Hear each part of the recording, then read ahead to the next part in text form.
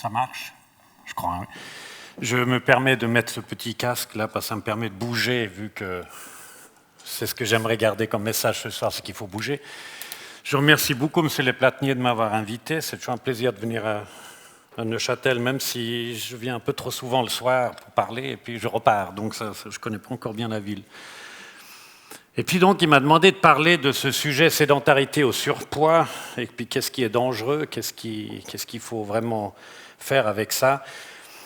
Je vais essayer, j'espère que je ne vais pas être trop long, je vais essayer de vous balader là un peu à travers. Déjà, de quoi est-ce qu'on parle? Monsieur Leplatnier a fait allusion à ça. Surpoids, obésité, vous faites frémir de plaisir tous les gens qui s'occupent de frais de la santé et autres. C'est l'épidémie des temps modernes. On est beaucoup trop gros. Enfin, je veux dire, il y a un tas de choses. Et puis, ça coûte énormément, puisqu'on n'arrête pas de rappeler aux gros qu'il devient hypertendu, puis il faut traiter son cholestérol, puis il devient diabétique, et puis il fait de l'arthrose, et puis il fait des cancers. Enfin, vraiment, c'est vraiment le rebut de la société, si j'ose ainsi m'exprimer. Et c'est quand même bizarre, parce que si vous regardez l'histoire, c'est exactement le contraire. Avoir un excès de poids, c'était plutôt un signe de bonne santé. C'est qu'on allait bien, on avait mis des réserves de côté, on allait tenir le coup pendant l'hiver.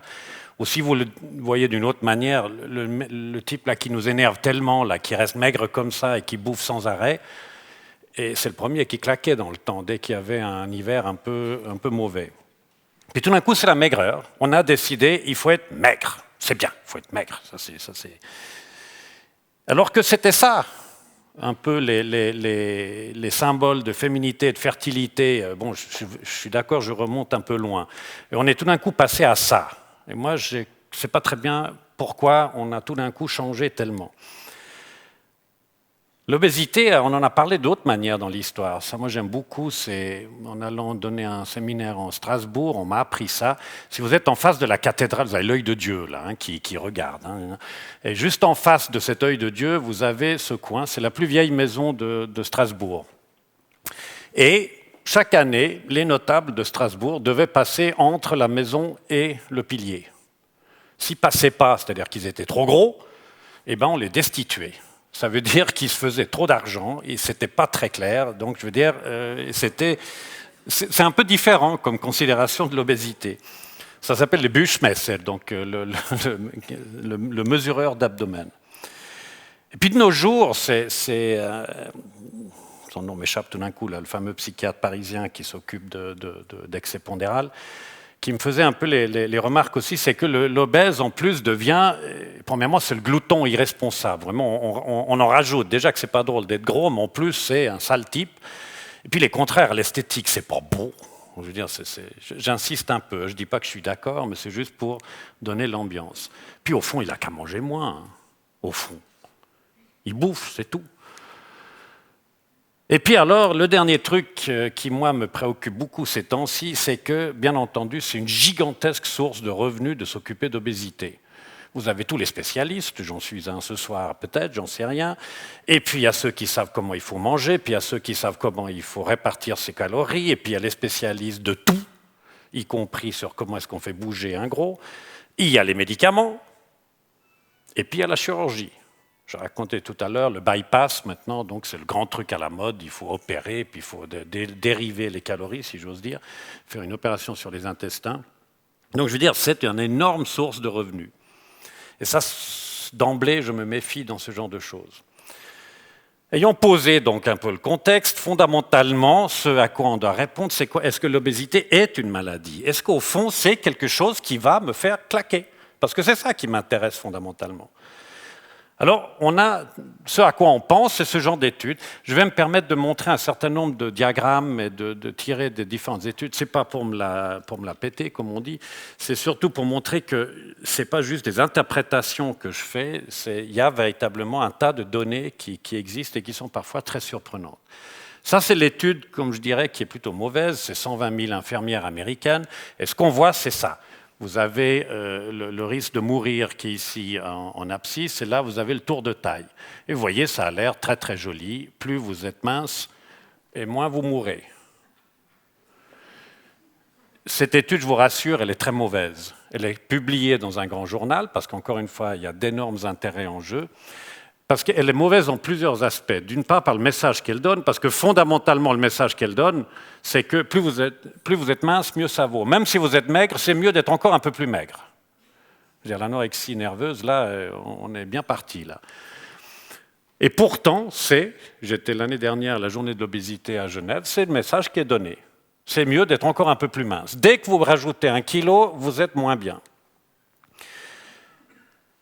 La raison pour laquelle je pense qu'elle est mauvaise, cette étude, parce qu'elles ont essayé de tenir compte de l'activité physique. Quand on me dit qu'une Américaine, fût-elle infirmière, la moins active sur 120 000, elle fait déjà 1 heure d'effort moyen ou intense par semaine, c'est une joyeuse blague. On sait que dans la population de Los Angeles, par exemple, la moitié de la population marche 2 minutes par jour. En fait, c'est le temps que vous mettez pour aller jusqu'à la voiture, et puis ensuite de la voiture jusqu'à votre place de travail. Donc ça me montre déjà que cette étude est fausse. J'en veux pour preuve un certain nombre de choses publiées très récemment. Ça date encore de cette année. Vous voyez, maintenant, là, on est chez des gens qui ont une maladie athéroscléroseuse. Donc, ils sont malades déjà. Ils ont ou bien eu un infarctus, ils ont eu un problème cérébral, ils ont le problème des membres inférieurs, ils sont artériels déjà. Regardez, vous avez là la mortalité en fonction ici du BMI. Je rappelle que le BMI, vous divisez le poids par la taille en mètres au carré. Pour rappeler ce qu'on estime, ce que donnent toutes les tabelles, en dessous de 25, c'est le poids normal. Déjà, ça, c'est le terme qui m'ennuie terriblement, c'est qu'un être humain serait normal. Ça me dérange terriblement. Ensuite, entre 25 et 30, vous êtes en surpoids, et au-dessus de 30, vous êtes à obésité. À 35, vous devenez très obèse. À 40, l'obésité morbide. Enfin, il y a tout un tas de trucs. Ce qui est un peu bizarre, c'est qu'ici, la mortalité la plus basse de gens qui sont à risque de mourir puisqu'ils sont déjà artériels, la mortalité la plus basse se trouve là, c'est 28. Et 30, par exemple, vous voyez, donc on tourne là autour. Et puis ça monte très vite quand vous commencez à maigrir. Ce n'est pas du tout ce qu'on nous dit d'habitude. Vous avez ici, alors là c'est encore pire, c'est carrément des patients coronariens, ils ont tous eu un problème cardiaque. Vous voyez, la mortalité la plus basse, elle est ici chez les obèses. Ce n'est pas tellement ce qu'on nous dit. Et ça, alors ça date de dimanche. Je disais que j'étais en train de préparer encore, donc c'est le tout dernier numéro de notre journal cardiologique européen. Exactement la même chose. Chez des cardiaques, la mortalité la plus basse, c'est quand ils sont obèses. Moi, ça m'interpelle. Là, je commence à plus très bien comprendre de quoi on parle ici. Et en fait, le problème, c'est que vous devez généralement toujours faire intervenir pas seulement le poids, mais comment est-ce qu'on bouge son poids. Et cette étude est extrêmement jolie. Elle est un peu complexe, je vais essayer de vous balader là-dedans. C'est 2600 personnes. Ils sont tous plus que 60 ans, donc ce sont déjà des gens qui, théoriquement, sont à risque. Ils ont tous eu un check-up, on a fait un test d'effort, on a mesuré quelle est leur capacité physique, puis on mesure le poids, la taille et tout ça, et on calcule le BMI, le tour de taille, et ainsi de suite. Puis on les classe en ce qu'on, je n'ai pas vraiment un bon terme français, mais unfit, donc disons sédentaire. Ils font au test d'effort moins de 7,2 mètres. C'est une mesure de capacité physique. Pour vous donner une idée, quelqu'un qui est en dessous de 7 mètres de capacité maximale n'arrive pas tout à fait à marcher à allure soutenue. Ça veut dire qu'il peut marcher à allure tranquille, mais pas à allure soutenue. 6-7 km à l'heure. Et puis donc les FIT, ils sont au-dessus de ça. Alors qu'est-ce qu'on voit? On voit que, si je regarde ici la première colonne, juste pour donner aussi une idée, donc on met toujours en référence la mortalité des gens qui sont censés mourir le moins. On est bien d'accord, c'est entre 18,5 et 25 de BMI, ça c'est le poids normal, c'est le poids qu'on vous demande d'avoir, donc c'est bien clair que c'est là qu'on doit mourir le moins, qu'on vit le plus longtemps. Donc on met ça comme référence. C'est un peu gênant parce que ceux qui, de nouveau, on retrouve la même chose chez ces gens-là qui sont, eux, pas donc des cardiaques ou autres, c'est des gens normaux, c'est vous et moi, et bien la mortalité diminue lorsqu'on grossit et qu'on est en surpoids. Lorsqu'on est obèse, vous avez 1,1 de mortalité relative, ça veut dire que c'est pratiquement la même chose, et ce n'est que très obèse, alors là vous doublez la mortalité, vous êtes près de 2. Donc c'est de nouveau pas du tout ce qu'on nous dit généralement. Et là, on n'est encore une fois pas chez des cardiaques, on est chez des gens normaux. Et le tour de taille a un effet, apparemment, puisque ça augmente de 25% la mortalité. problème, c'est que ce modèle 1 là qu'on voit, c'est en fait, on n'a pas tenu compte de la capacité physique. Dans le modèle 2, on tient compte de la capacité physique. Alors là, ça devient risible. Parce que là, on a toujours le 1 donc pour les gens minces, mais vous voyez qu'on diminue de 25 à 28% la mortalité lorsque l'on a pris du poids. C'est le plus gros qui meurt moins. Et il faut être très obèse de nouveau pour redépasser, mais en fait, ce n'est pas significatif. En fait, il y a très peu d'effets. Et moi, ce qui m'a fait très plaisir dans cette étude, c'est que le tour de taille perd complètement sa valeur pour autant qu'on tienne compte de la capacité physique des gens. C'est ça qui est important. On peut le dire d'une autre manière. Si vous êtes fit, donc si vous bougez régulièrement, quel que soit votre poids, la mortalité reste la même. Et ce n'est que quand vous êtes sédentaire, on revient au thème de ce soir, si vous êtes sédentaire, il y a des variations en fonction du poids, mais on garde toujours le même truc, la mortalité basse se trouve chez les gens en excès pondéral, enfin ce qu'on appelle excès pondéral ou modérément obèse. Moi, je trouve très rassurant, parce que pendant des millions d'années, c'était comme ça qu'on survivait, c'est encore actuellement comme ça qu'on survit. Et en fait, le BMI, dont on nous bassine, mais je veux dire, tous, vous avez entendu parler récemment du BMI, c'est toujours le truc qu'il faut calculer, c'est le BMI, et puis moi, je suis tout content, je suis arrivé à mon BMI de 24 et je suis bon, etc. En fait, il n'y a aucune étude qui montre que le BMI a une quelconque valeur prédictive dès lors qu'on tient compte de la capacité physique de quelqu'un. Ce n'est pas le poids qui compte, c'est comment on bouge son poids qui compte. Il y a quand même ces pauvres gens, parce que ça aussi, oulala, ça c'est génial, il y a les gens qui sont génétiquement prédisposés à devenir gros. Yes, ceux-là, je peux les traiter avec tout un tas de trucs. Et c'est vrai qu'on a ça. Vous voyez ici, dans les deux panneaux là à gauche, vous avez le poids chez des gens qui sont le AA là, ou le CC. C'est en fait des gens dont les deux chromosomes d'une même paire comportent le gène qui fait grossir.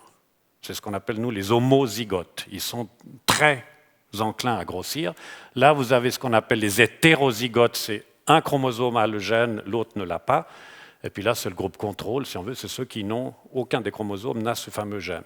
Et vous voyez qu'en effet, si vous êtes homozygote, vous êtes plus gros que si vous n'avez pas du tout le chromosome. Même chose ici en bas. Problème, c'est que si vous tenez compte de nouveau de l'activité physique des gens, vous avez ici exactement la même population, et bien ça ne marche pas. Ces gènes ne s'expriment qu'à partir du moment où vous êtes sédentaire. C'est probablement des gènes qui permettaient aux gens de survivre beaucoup plus longtemps dans le temps. Ici, c'est un peu compliqué pour simplement vous montrer, c'est nouveau, vous voyez, on est dans des études très récentes, je ne suis pas en train de vous sortir des trucs des années 50, c'est très récent. J'ai vu aucun journaliste parler de ça. Mais ce qu'on voit ici, c'est la survie. Vous avez la survie ici en ordonnée, et là, vous voyez, vous êtes pendant une dizaine d'années. Et en fait, ce qu'on voit, c'est que là, vous avez la survie en fonction du BMI, et comme d'habitude, on voit que le BMI en dessous de 25, ce que tous les gens de l'OFSP, etc., nous disent qu'il faut être en dessous de 25, et bien là, vous êtes sûr, vous rejoignez la ligne, on survit le moins bien.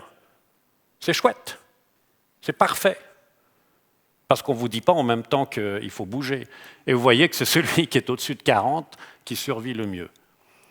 Ce qui est tout aussi intéressant, c'est que si on prend exactement les mêmes gens, mais on les classe en fonction de leur capacité physique, là, en fait, c'est le nombre de minutes qu'ils arrivent à rester sur un tapis roulant dans un test d'effort. Vous voyez que ceux qui meurent très vite, si j'ose dire, le plus vite, là, on est quand même à plus de 20% de mortalité en 10 ans, ce qui est beaucoup, ce sont les plus sédentaires. Autre chose que je trouve intéressant sur cette diapo, vous voyez une chose qu'on va retrouver toujours, c'est que le plus gros bénéfice, et ça c'est rassurant pour tous les sédentaires que nous sommes, si j'ose dire, c'est que le plus gros bénéfice, c'est quand vous passez de rien du tout à un petit peu d'activité. C'est ça qu'il faut. Il ne faut même pas nécessairement être sportif, je suis navré pour la faculté du sport, mais il n'y a même pas besoin. Là, vous avez les sportifs. Entre les sportifs et les athlètes, la mortalité change relativement peu, ce qui est assez rassurant. Et en conséquence, déjà, je démarre fort, l'obésité, en fait, n'a aucune valeur prédictive. Je pense que c'est très clair et on n'arrive pas à trouver une quelconque raison de penser autrement. L'obésité, en fait, est une conséquence de la sédentarité, entre autres. Et surtout, ce que je trouve très rassurant, c'est que ce n'est pas nécessairement mieux d'être maigre. Être maigre et sportif, c'est peut-être bien, j'en sais rien, mais en tout cas, ce n'est pas terrible. Et ce fameux poids normal, eh ben, on a hâte d'en parler. Il n'y en a pas. Bon, je suis d'accord. Le Mexicain, là, avec 520 kilos, ce n'est pas très normal.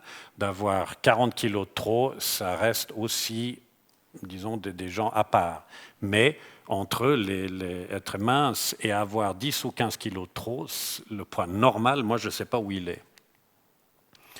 Le message que j'en tire déjà là, c'est que ce n'est donc pas l'obésité qui tue, c'est la sédentarité et son pendant, naturellement, du point de vue calorique, la nutrition.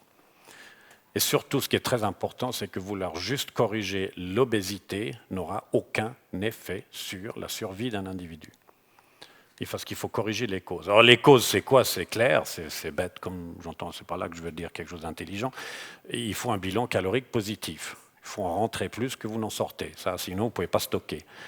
Il faut pas mal de calories en trop, hein, parce qu'un kilo de graisse, je rappelle, c'est 9000 calories. Donc il faut beaucoup manger pour grossir. Naturellement, donc c'est manger plus, dépenser moins. Les deux vont souvent ensemble. Et il faut tenir compte des deux. Alors je vais attaquer la première cause, la sédentarité, qui est ma passion, si j'ose dire. Alors juste pour un peu rassurer tous ceux d'entre vous qui n'êtes pas des fervents admirateurs des grands sportifs, l'activité physique en lui-même n'est pas une découverte de la médecine moderne. Vous avez vu les citations de Socrate, d'Hippocrate et autres. Je dirais même qu'on est très en retard là. Mais en fait, l'invention moderne, ce qui n'existait pas réellement du temps d'Hippocrate et compagnie, c'est la vraie sédentarité. La possibilité de, comme je disais tout à l'heure, marcher 2 minutes par jour. En d'autres termes, et je tiens beaucoup à ça, l'activité physique n'est pas un bonus. Ce n'est pas quelque chose que vous rajoutez après avoir reçu un tas de médicaments ou tout un tas de choses. Non, on commence par l'activité physique et après on regarde ce qu'on a encore besoin de traiter. Parce qu'en fait, l'activité physique, c'est le seul moyen que nous ayons pour le moment de ne pas être sédentaire. Et vous verrez que les effets de la sédentarité, il n'y a aucun moyen de les corriger par des médicaments, ce qui est heureux. J'aime beaucoup montrer cette diapo qui a été fournie par Ben Kaiser, là, qui était tombé sur cette étude déjà il y a 10 ans, qui a essayé d'estimer la dépense énergétique depuis que l'être humain existe. En commençant par l'Australopithèque, l'Australopithèque, là, à Farensis, ça fait 3,5 millions d'années, ça fait un bail quand même. Les points rouges ici, c'est ce qu'on appelle le métabolisme de base. C'est la quantité de calories que vous dépensez juste pour rester en vie et rester chaud, si j'ose dire, garder la température. Et puis les carrés noirs, là, c'est la dépense calorique totale dans la journée. En d'autres termes, la différence entre les deux, ça représente ce qu'il a dépensé en bougeant, en s'activant dans sa vie quotidienne. Pour vous donner une idée, ça, ici, cette hauteur représente grosso modo l'équivalent de 2 heures de jogging. On est bien d'accord, l'Australopithèque ne s'amusait pas à faire du jogging. Il s'amusait à essayer de rester vivant en trouvant à quoi manger. Donc il s'activait dans tous les sens. Et ça reste assez la même chose. Là, il y a Homo qui apparaît, là, le robustus, là, il y a Homo sapiens qui apparaît. Alors vous me direz, oui, mais attendez, comment est-ce qu'on sait? Parce que Homo sapiens, c'était il y a 600 000 années, je veux dire, on n'était pas là pour mesurer. Alors ils ont mesuré chez ces deux populations qui sont des tribus de chasseurs-cueilleurs encore vivants sur la planète. Donc ils vivent, un en Amérique du Sud et l'autre quelque part vers la Nouvelle-Calédonie, là-bas. Donc qui sont des vrais chasseurs-cueilleurs, un peu du même genre. Et vous voyez, là on a pu mesurer combien ils dépensaient. Vous voyez qu'on n'est pas si mauvais dans les estimations. Gros problème, c'est que Homo sapiens d'aujourd'hui, il est là. En d'autres termes, en moyenne, nous dépensons moins en totalité dans la journée que ce qu'eux dépensaient pour simplement rester en vie sans bouger du tout. Et ça, c'est l'immense problème. Alors, le problème, c'est de savoir aussi, c'est depuis quand est-ce que c'est comme ça? Parce que c'est très gentil, mais je veux dire, on peut aussi dire à ce moment-là, ouais, mais ça fait longtemps, et puis on est habitué maintenant. Ben non. Parce que c'est clair que c'est facile d'imaginer que ceux-là, pour vouloir manger celui-là, il y avait du boulot. On courait beaucoup, probablement surtout devant lui, parce qu'il ne devait pas être facile, et en même temps, il y avait celui-là qui vous empêchait d'être très tranquille. Ça, c'était il y a longtemps, on est d'accord, mais c'est déjà plus près, on n'est déjà pas à 500 millions d'années. Alors je viens beaucoup plus proche, ça c'est fin des années 50, au Canada. Cet homme-là, à la fin de la journée, parce qu'il a démarré tôt le matin, à la fin de la journée, il a marché plus que le Suisse moyen n'a marché, mais en une semaine. Il a couvert plusieurs kilomètres, mais en même temps, il a poussé son machin, là, sa charrue dans la terre, il a maintenu les chevaux. Je veux dire, c'est du boulot. De la même manière, là, vous trouvez qu'ils ont des gueules d'athlètes, mais il n'y en a pas beaucoup d'entre vous qui sont capables de faire ce que faisaient ces bûcherons. C'est aussi au Canada, ça. Regardez, vous avez vu les troncs d'arbres? Dieu, ils vont scier tout ça dans la journée. C'est crevant, je peux vous dire, si vous parlez à quelqu'un qui le fait, c'est crevant. Ça, c'est encore pire. Il y en a peut-être quelques-uns d'entre vous qui l'ont fait. Moi, j'ai des patients qui ont fait ce boulot-là. Rentrer les foins, ils en parlent tous avec un chevrotement dans la voix. C'était crevant. Pour vous donner une idée, cet homme-là, à la fin de la journée, s'il a fait que ça, il a dépensé autant de calories qu'Armstrong à l'arrivée de l'Alpe d'Huez. C'est ça dont on parle. On parle de 4 à 5 000 calories pour faire ça. Il mettait naturellement 18 heures pour le faire, donc c'est pour ça que c'était possible. Et bien de nos jours, c'est ça. Ça a vite changé, hein. C'est 20 à 30 ans. Ben maintenant, le même homme, il est assis là et il dépense nettement moins. Ces jeunes femmes relativement splendides, si j'ose ainsi m'exprimer, je m'excuse mesdames, mais les hommes sont pas mal aussi, pour pouvoir draguer dans les années 50, c'est Life Magazine 1958, venaient en vélo. Puis ce n'est pas des machins avec 14 vitesses et en aluminium ultra léger, non, c'est des bonnes vieilles bécanes, et je vous prie de remarquer qu'il pleut. 2 générations plus tard, leur petite fille, c'est ça. Et j'en suis d'autant plus sûr que si vous regardez sa cuisse, je m'excuse, mais elle n'est pas franchement très musclée. Hein, parce que probablement qu'elle essaye encore le minimum de l'utiliser. Puis il faut bien se dire, moi je ne suis pas contre, parce que ne pas bouger, c'est un rêve de l'humanité. Ne pas se fatiguer, en bougeant, c'est un rêve. Vous parliez de ça tout à l'heure, on se déplace énormément, mais en se fatiguant beaucoup moins. Et je prends un exemple de ma génération qui est Gaston Lagaffe. Je retrouvais ma collection l'autre soir. Je veux dire, lui, c'est ça, Gaston Lagaffe. Bon, vous remarquerez, il est quand même très maigre, lui, hein, donc, parce que en dehors de... Mais il fallait toujours trouver des trucs pour se déplacer. Puis il trouvait encore ça. Puis il a encore inventé ça. Ça aurait été dramatique, parce que si on ne marche même plus dans les couloirs, mais comme il y avait quelques défauts, ça fait que ça n'a pas pris, finalement. Puis je finirai là-dessus. Moi, j'adore ce tableau. Je suis tombé dessus dans un congrès à Vienne. C'est Bruegel. Ça s'appelle Jeu d'enfant. Mais regardez, c'est plein de mouvements. Moi, je trouve ça extraordinaire. Ce tableau, c'est le mouvement à l'état pur. Il n'y a pas un gamin qui est resté assis. Mais maintenant, c'est ça. Bon, je suis d'accord qu'elle est en train de s'activer, là. Hein, elle fait ça tout le temps. Mais fondamentalement, ça, je pense, c'est beaucoup plus dramatique. Alors, comment est-ce que j'interprète toutes ces photos? M. Leplatnier, il les connaît un certain nombre déjà, parce que je les aime bien.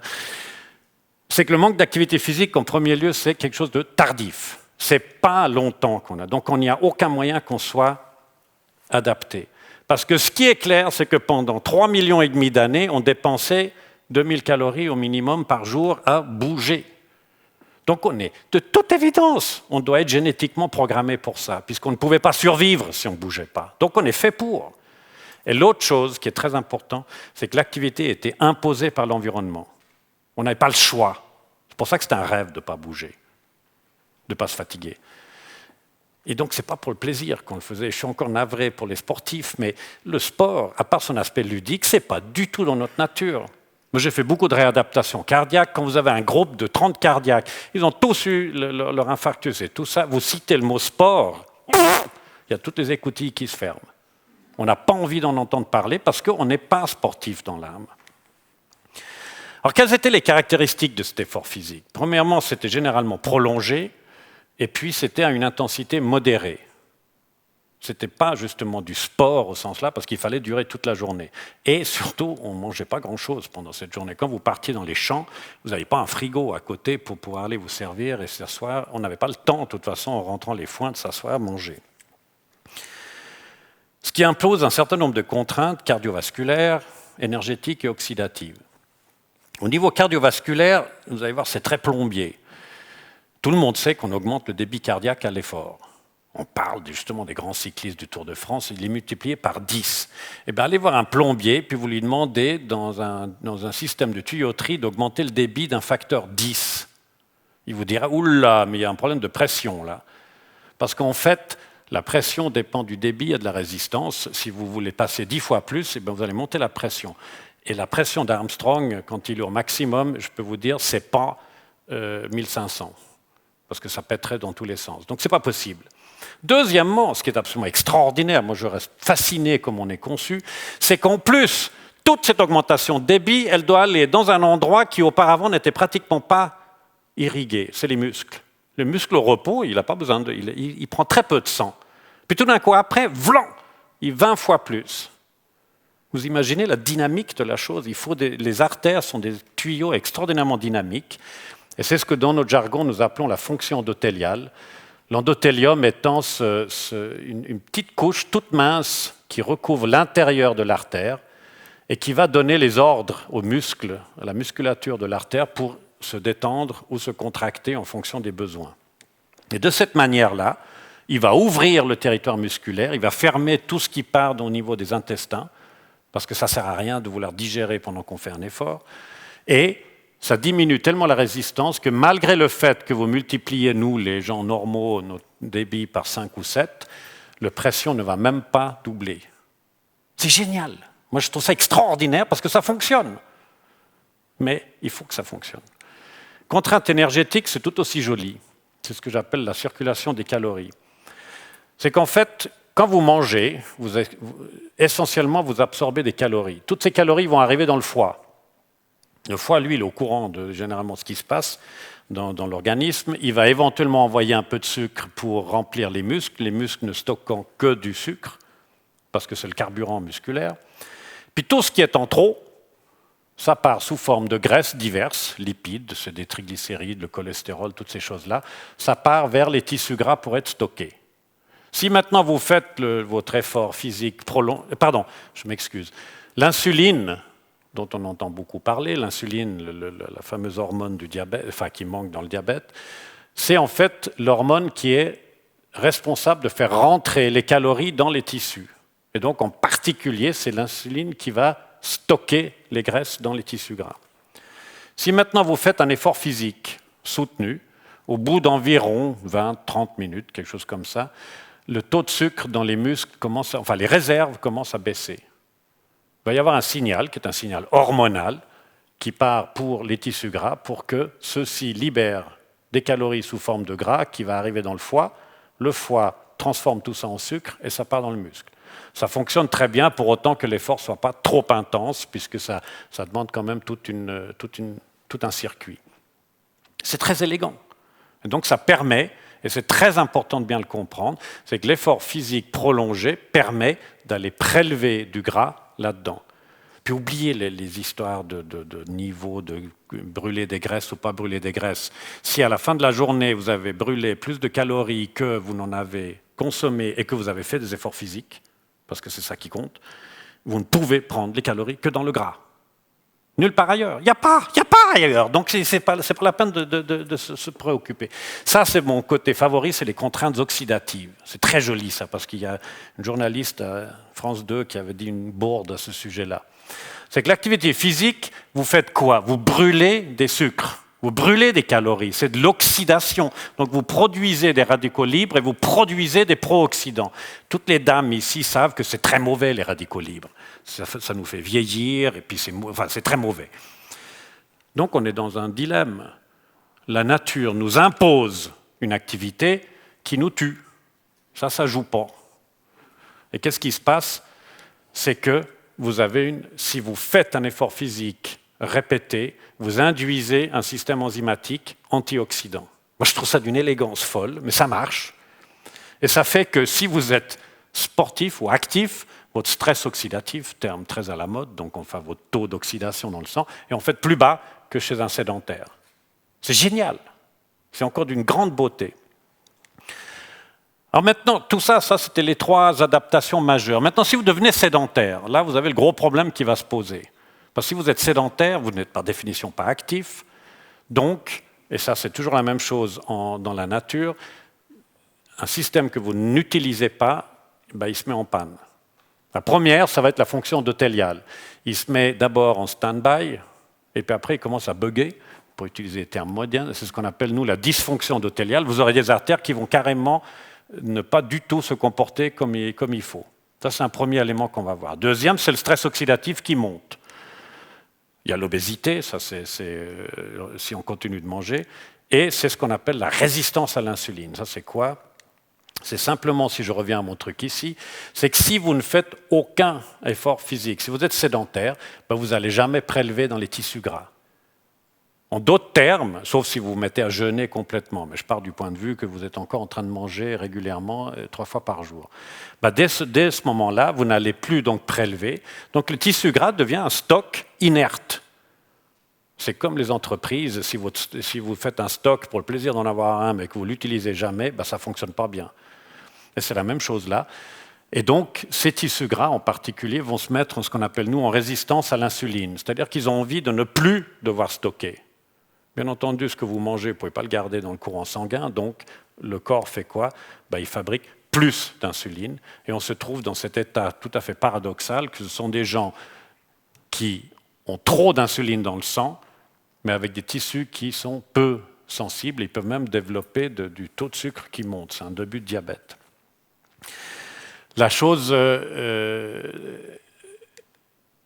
La conséquence de ça, vous allez me dire, alors ça fait très théorique, maintenant pour être simple, vous allez voir un cardiologue et vous dites j'ai une dysfonction d'Eutelial, un stress oxydatif, une résistance à l'insuline, il s'en lèche les babines, vous êtes pour lui.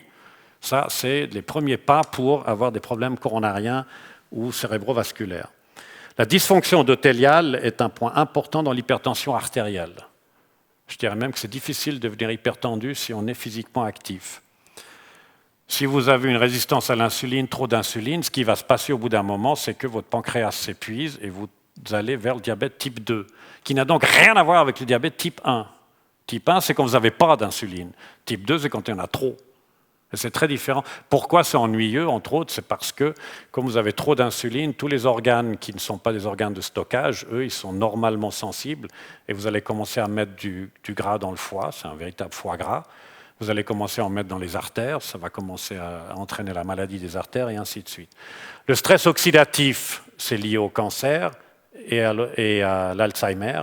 Il y a 2 fois moins d'Alzheimer chez les gens qui bougent, donc ça marche.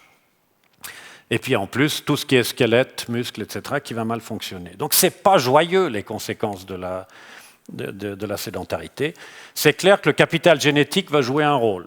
Il y a des gens qui ont commencé à muter, et qui sont des gens qui tolèrent un peu mieux la sédentarité, donc tout le monde n'est pas égal là-devant. Il y a ce qu'on appelle dans notre jargon les paléolithiques, qui sont les vrais de vrais, et puis vous avez les mutants qui peuvent espérer peut-être survivre un peu mieux. Donc le message déjà là, c'est que sédentarité, c'est un phénomène récent, et que surtout, ce que je vous implore de bien réaliser, c'est que quand on vous demande de bouger, ce n'est pas hygiénique. L'hygiène de vie, c'est quelque chose qui me fait péter les plombs quand on me parle de ça. Ce n'est pas comme de se laver les mains ou de prendre une douche le matin ou se mettre les machins sous le bras, etc. Ce n'est pas ça l'activité physique. L'activité physique, c'est votre vie qui est en jeu. Alors est-ce que c'est validé? Oui.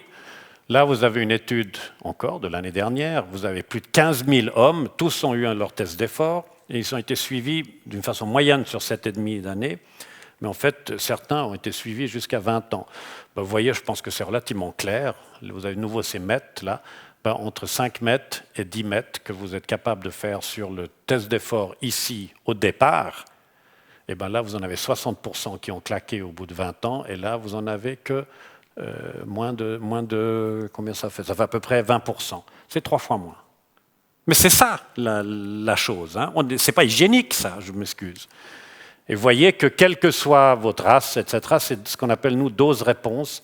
C'est-à-dire que plus vous bougez, et mieux ça vaut. Celle-ci, elle est très jolie. C'est une étude aussi où vous avez près de 10 000 personnes en tout. 6 000 personnes en tout, dont la moitié à peu près étaient entre guillemets normaux et l'autre avait une maladie cardiaque. On voit déjà que ce soit chez les sujets normaux ou chez ceux qui ont des problèmes cardiaques, ceux qui ont survécu avaient chaque fois, donc là vous passez de 9,7 à 8,4 mètres, ici de 7,2 pardon, de 7,4 à 6,5. Donc chaque fois, ceux qui survivent avaient au départ une meilleure capacité physique. Ce qui est tout aussi intéressant, c'est ce qu'on voit après, ou presque plus intéressant, c'est que pour chaque mètre, vous diminuez la mortalité de 16%. Ça veut dire quoi hein, pour chaque mètre? Pour vous donner une idée, chez quelqu'un qui est totalement sédentaire, vous pouvez lui faire gagner à peu près 3 mètres en l'entraînant tranquillement. 3 mètres, c'est 50%. Ça, c'est ce que vous gagnez en mortalité. Et ce qui n'est pas le sujet de ce soir, mais je ne peux pas m'empêcher de le montrer, c'est que si vous êtes hypertendu, ça joue très peu de rôle et c'est plutôt protecteur, mais surtout le diabète et encore plus le cholestérol, nada. Ça n'a aucun intérêt pour le suivi de quelqu'un. Ce n'est pas le sujet de ce soir, mais ça peut faire un autre truc. Que vous soyez hypertendu, bronchiteux chronique, diabétique, fumeur, gros ou avec un cholestérol élevé, quand vous passez de sédentaire à actif, vous diminuez pratiquement toujours d'un facteur 2 votre mortalité. Punkt, Schluss. C'est ça le message. Là, c'est encore pire. Et c'est une magnifique étude. C'est sur aussi 20 ans. Si vous avez un syndrome métabolique, c'est quoi? C'est que vous êtes diabétique, gros et hypertendu avec trop de cholestérol. C'est ça. Hein. Donc, je veux dire, là, je n'ai pas besoin de faire un dessin. C'est censé être le type qui va mourir. Eh bien, si vous avez un syndrome métabolique, mais que vous êtes fit, donc que vous bougez votre poids, votre mortalité est de nouveau pratiquement 50% plus basse que quelqu'un qui n'est ni diabétique, ni gros, ni hypertendu, ni trop de cholestérol, mais qui ne bouge pas. C'est ça le message aussi. Ce que les Platnier et compagnie veulent faire, qui est de faire bouger plus, c'est extraordinairement important pour la santé. Et je suis sûr, je ne sais pas s'il y a des hypertendus parmi vous, mais je suis sûr autant qu'à certains que personne ne leur a parlé de ça, c'est que vous voyez ici aussi, regardez les colonnes blanches, ce sont des gens hypertendus, qui n'ont rien d'autre que de l'hypertension. Et bien quand vous passez de moins de 5 mètres à plus que 10 mètres, votre risque d'en mourir de votre hypertension diminue d'un facteur 3. Prendre le médicament diminue de 10%. Là, ça diminue de 70%. Je suis sûr qu'il y a très peu qui ont entendu parler que ça valait mieux bouger que de prendre sa pilule. Et vous voyez d'ailleurs que la différence entre l'hypertendu pur et dur et celui qui a aussi du cholestérol ou des choses comme ça, cette différence de mortalité disparaît complètement lorsque vous le faites bouger. Ça veut dire 4 pilules en moins. On parle beaucoup de frais de la santé, ben voilà. Alors j'arrive à la nutrition. Je ne peux pas résister au plaisir de montrer le mastigaston. Donc c'était entre autres pour pouvoir manger vite, mais sans se mordre les joues. Donc c'était toute une histoire. Donc c'était toujours une question de temps. Là encore, c'est assez intéressant l'évolution, parce que au fond, l'évolution est caractérisée par le fait qu'on cherche absolument à trouver un maximum de calories. Et si vous voyez une calorie, vous ne la laissez pas passer, vous l'ingurgitez. En d'autres termes, si je reprends tout à l'heure avec le fait que le rêve, c'était de ne pas bouger, un obèse qui est sur son sofa en train de regarder le foot pendant qu'il mange des chips, il est parfaitement en phase avec ses gènes. Puisqu'il n'avait pas besoin de choisir de bouger, il n'a pas besoin d'avoir ce gène-là. Par contre, il a été certain qu'on ne dépensait pas une calorie en trop et on bouffait tout ce qu'on pouvait trouver. Donc c'est pour ça que c'est si difficile.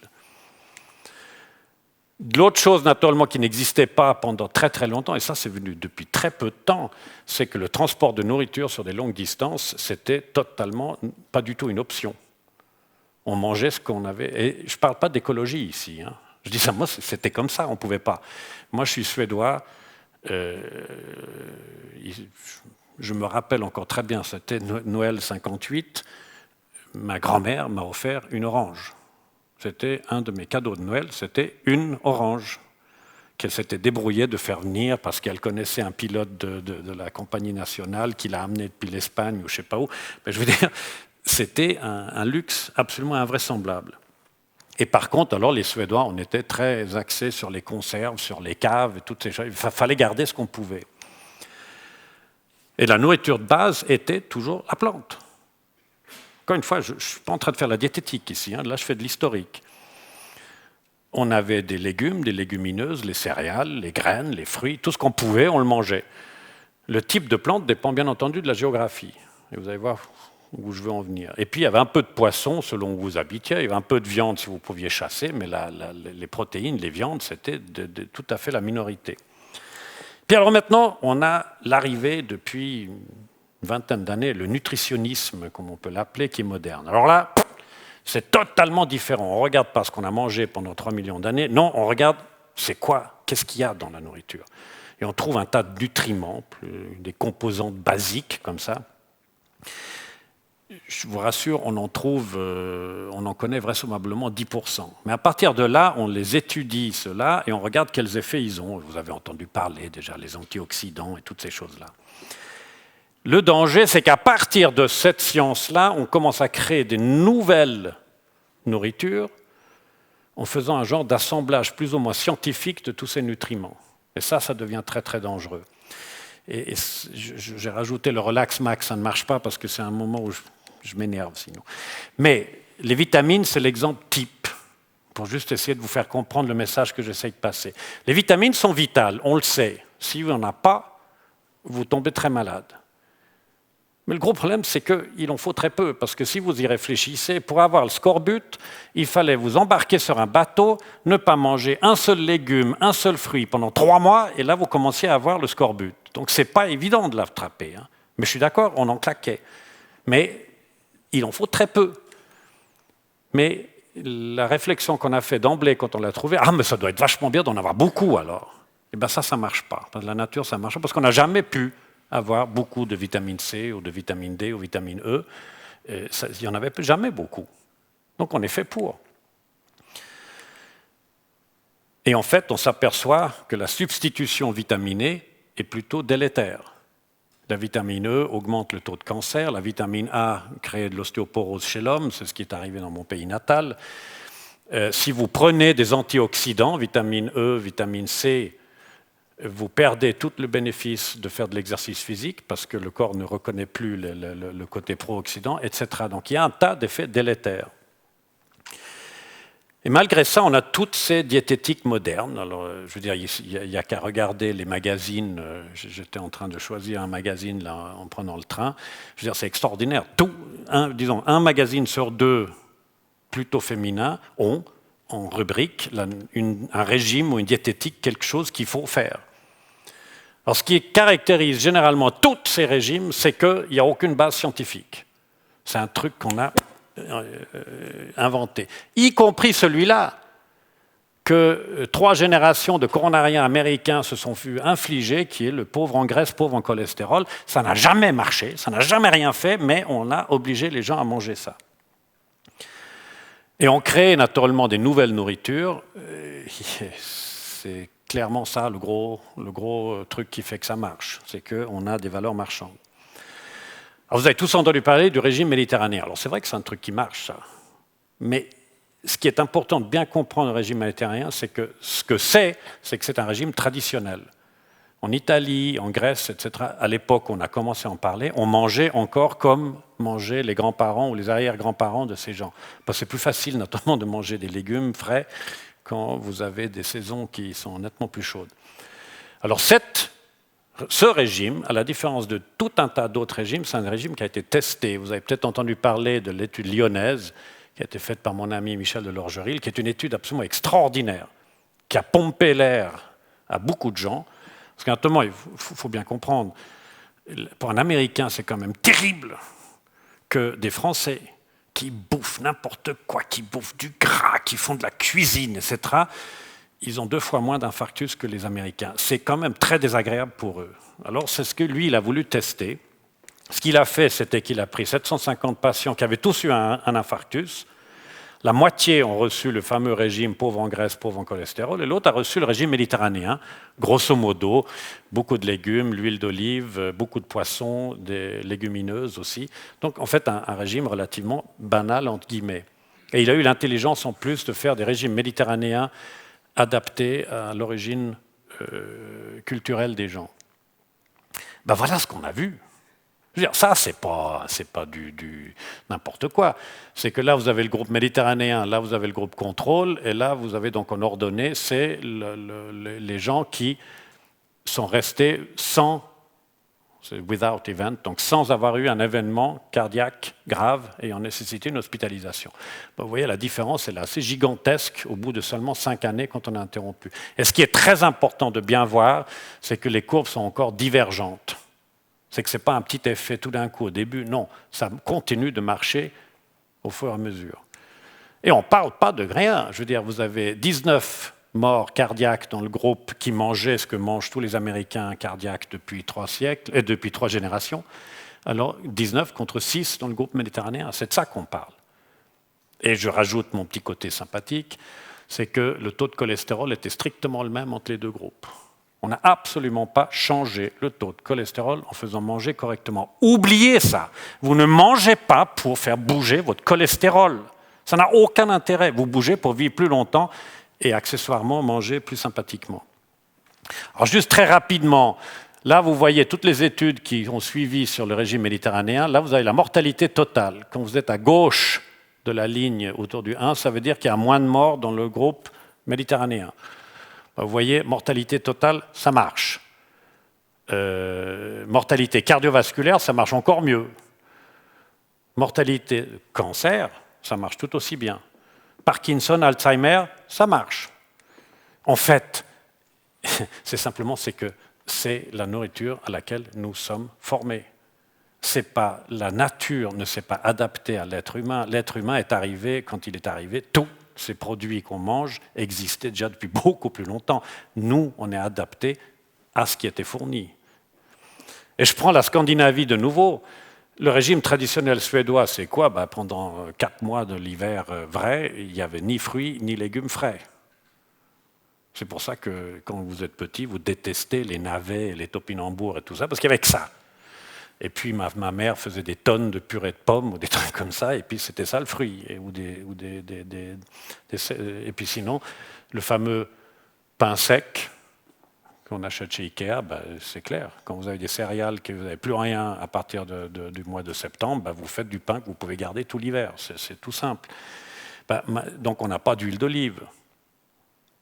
Quand j'étais petit, 1 décilitre d'huile d'olive coûtait l'équivalent à peu près de 100 francs.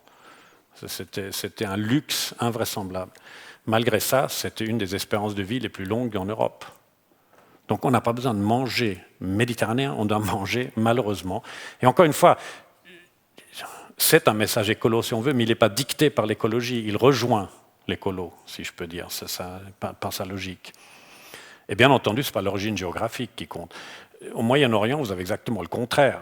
Il fait trop chaud, il n'y a plus rien, et puis donc la légumineuse, de nouveau, devient très importante. Et en fait, sur la planète, tout le monde a mangé de façon très très semblable, en s'adaptant à ce qu'il y avait comme ingrédients à disposition. Et il y a un très joli livre là, de Michael Pollan que j'ai lu dernièrement, et je trouve qu'il dit ça très bien, c'est manger local, manger de la nourriture, pas des trucs fabriqués dans des usines ou des choses comme ça, vous mangez de la préparation que vous faites à la maison, pas trop, et puis de préférence des plantes. Alors je finirai sur juste un peu en globalisant tout ça, c'est-à-dire quand on respecte un peu ce qu'on doit manger et le fait de bouger, de ne pas fumer, etc., qu'est-ce qu'on voit au niveau mode de vie ? Ça, c'est une étude, vous voyez de nouveau très récente, il y a 2 ans, 25 000 Suédoises, toutes ménopausées, donc soi-disant au risque à ce moment-là de faire un infarctus. Ce qu'on voit, 80% du risque d'avoir un infarctus, bien entendu précoce, au-delà de 85-90 ans, on n'est plus en train de parler de prévention. On a déjà prouvé qu'on ne mourra pas jeune, mais là, on parle de gens qui mourraient jeunes, si je peux dire. Et comparé au groupe à haut risque, c'est-à-dire le sédentaire fumeur qui mange mal, le physiquement actif non-fumeur ou fumeuse et qui mange correctement, voit son risque d'avoir un infarctus diminuer de 92%. C'est juste gigantesque. La même chose vaut pour l'accident vasculaire cérébral. Donc l'accident cérébral, là aussi, c'est des Américains, là en l'occurrence, on a aussi fait un index de mode de vie basé sur 5 éléments, toujours un peu les mêmes, gradués de 0 à 4. Ce qu'on voit, c'est quoi ? C'est que quand vous avez un très bon mode de vie, vous diminuez de 60% votre risque d'avoir une hémiplégie. C'est sympathique, si j'ose dire, c'est pas mal. Et d'ailleurs, ça devient ridicule quand on regarde ça, c'est qu'à partir d'un certain nombre de mètres, vous voyez la chute brutale du risque d'avoir un AVC. Ce qui nous explique bien pourquoi les femmes vivent beaucoup plus longtemps que les hommes, puisque ce sont elles qui travaillent. Hein. Et si vous changez, est-ce que ça vaut la peine? C'est-à-dire, il y en a probablement pas parmi vous qui sont des sédentaires. Est-ce que ça vaut la peine de commencer à bouger ou à mieux manger? Oui. Il y a 2 études très jolies, celle-ci, qui montrent que quand, sur ces 15 000 personnes et quelques qui ont été suivies pendant 6 ans, il y en a près de 1000 qui ont changé leur façon de vivre vers le mieux. Et on les a encore suivis tous pendant encore 4 années en tenant compte de ce changement. Première chose qui m'interpelle beaucoup, moi, c'est qu'ils ont aussi cherché à savoir qu'est-ce qui augmentait la probabilité que quelqu'un change vers le mieux. Alors, il changeait vers le mieux s'il était plus vieux, donc entre 45-54 ou 55-64, ça augmentait les chances pour qu'il change. S'il était mâle, ça diminuait. Donc ça explique encore que les femmes vivent plus longtemps, donc elles vivent plus sainement, clairement. Ce qui, moi, me dérange beaucoup, enfin, il y a une chose qui, notamment, est très importante, le niveau économico-social change énormément la probabilité. Plus vous êtes riche et plus vous êtes éduqué, et plus vous avez tendance à changer. C'est malheureux, mais c'est comme ça. Mais surtout, ce qui me dérange beaucoup plus, c'est ce qu'on voit ici, c'est-à-dire tous ces gens-là n'ont aucune probabilité augmentée de changer. Ce sont des hypertendus, des diabétiques, des dyslipidémiques et des coronariens. C'est-à-dire que ça, c'est des gens dont je suis certain qu'ils vont bénéficier. Je suis certain. Ils ont des flopées de médicaments, ils ont 14 stents, ils ont des pontages, ils ont tout ce que vous voulez, mais on ne les a simplement pas réussi à les faire bouger, à manger mieux. C'est ça la vérité de ce qui se passe dans notre système de santé, et c'est exactement pareil en Suisse. Et mais vous voyez pourtant que si vous changez, votre risque de mourir est diminué de 40%. Et en plus, on vit en meilleure santé, on coûte moins cher. Il y a énormément d'avantages. Et ceci a été vérifié, c'est une autre étude que j'ai aussi retrouvée dimanche, qui montre simplement, ce qui est assez effrayant, c'est que si vous prenez des médicaments pour un problème cardiovasculaire, encore une fois, donc ça, ce sont les gens que je dois faire bouger, ça, c'est les gens que je dois faire changer, eh bien, leur mode de vie est toujours nettement moins bon. Parce qu'ils prennent des médicaments, et c'est tout le risque, il est là. Donc, j'arrive... ça va, je ne suis pas trop long, non? Les faits, donc, c'est ça. C'est que le mode de vie préviendrait à peu près 80% des événements cardiovasculaires prématurés. Encore une fois, nous ne sommes pas éternels, donc il y a un moment où l'incident va arriver. Mais en gardant un mode de vie correct, c'est 80% d'événements précoces qui sont supprimés. Devenir diabétique type 2 en étant physiquement actif, c'est pratiquement impossible. Ça peut, mais c'est très très difficile. 50% des cancers du sein et du côlon sont supprimés, 50% des Alzheimer disparaissent, et les fractures de hanche, c'est la même chose. Et je n'ai pas le temps de tout demander, mais tous ces chiffres, je peux vous jurer que c'est très étayé, c'est totalement clair. Ça existe, c'est comme ça. Pourquoi on n'en parle pas?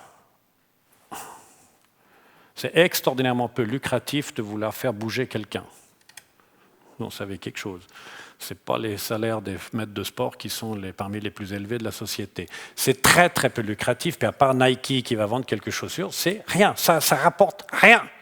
Surtout qu'il suffit d'aller marcher, hein, donc il n'y a pas besoin nécessairement de faire du sport avec des appareils et tout ça. Et même chose pour la nourriture, de manger correct, ça rapporte très très peu à qui que ce soit. Par contre, vendre des médicaments pour le cholestérol, pour le diabète, tout ça, ça rapporte beaucoup. Vous savez combien ça rapporte le cholestérol par année? Le mot cholestérol, ça génère 100 milliards chaque année à travers la planète. Alors quand vous venez de dire que le cholestérol ne sert à rien, comme disait mon copain qui vient de m'inviter à parler de ça, il faut prendre mon gilet pare-balles. Mais c'est ça le problème essentiel qu'on a. Donc ma conclusion, finalement, c'est qu'entre qu'est-ce qui est dangereux, c'est clair que c'est la sédentarité qui est dangereuse. De très très très très très très loin. L'obésité ne l'étant pas, en fait. Et d'une façon plus générale, le mode de vie, c'est de très très loin le déterminant le plus puissant d'une mortalité et d'une morbidité précoce. En passant, pour les dames, l'effet anti-vieillissement est absolument saisissant quand on mange correct et quand on bouge. C'est vraiment intéressant. le cholestérol, le diabète, l'obésité, toutes ces nouvelles maladies, qui sont d'ailleurs faites pas des maladies, puisqu'on n'en souffre pas, c'est des chiffres.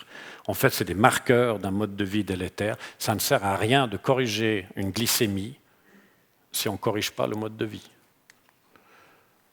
J'ai fini.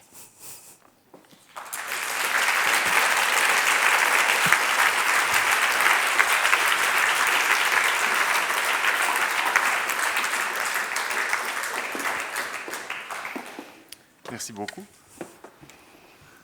Nous allons profiter de la présence de M. Rabeus pour lui poser quelques questions. On a un ou deux étudiants qui vont pouvoir se balader parmi vous avec un micro. J'aimerais simplement dire quand même aux étudiants et aux étudiantes que la saison des foins c'est terminé et puis que si vous voulez faire un peu de mouvement, on vous accueille quand même encore au Sun. Et bien sûr remercier M. Rabeus. Je vais simplement commencer par lui poser une question. Vous imaginez bien que la première fois que je l'ai rencontré, ce message m'a interrogé. Depuis, je me suis un petit peu documenté. J'aimerais savoir, M. Rabeus, est-ce que vous êtes le seul à parler de ça, dans ces termes-là? Parce que dans les médias, sur les sites Internet, on ne trouve pas du tout ce message. Non, je serais très prétentieux de dire que je suis le seul. On n'est pas nombreux, ça c'est vrai. Mais encore une fois, parce que c'est... Comment est-ce que je peux dire ça? Ce genre de message rejoint une médecine qui est très différente, qui est une médecine non pharmacologique, qui est une médecine qui essaie de comprendre qu'est-ce qui rend au fond... Je ne suis pas anti-médecine, qu'on soit bien d'accord. La médecine au niveau aigu, c'est-à-dire tout ce qui est maladies aiguës qui surviennent, infections, maladies infantiles, tout ce que vous voulez, on a fait des progrès gigantissimes.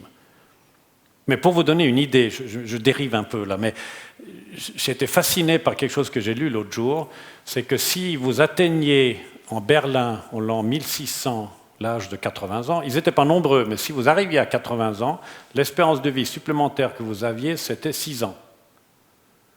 4 siècles plus tard, vous arrivez à 80 ans, ils sont plus nombreux, mais l'espérance de vie supplémentaire qu'ils ont, c'est 8 ans. Et les 2 années qu'on a gagnées, je ne suis pas sûr que la qualité soit nécessairement bonne. Donc en fait, on ne vit pas plus longtemps, on n'est pas plus... Comment est-ce qu'on dit? La longévité n'est pas augmentée. Il y a moins de gens qui meurent tôt, mais on arrive toujours à peu près vers le même âge. Donc au fond, ce qu'il faut essayer de faire, c'est d'arriver à cet âge-là dans le meilleur état possible. Et si vous voulez faire ça, il faut changer le mode de vie. Mais encore une fois, pourquoi on n'est pas nombreux? Parce que ça implique que... Allez, je vais le dire ce que je pense.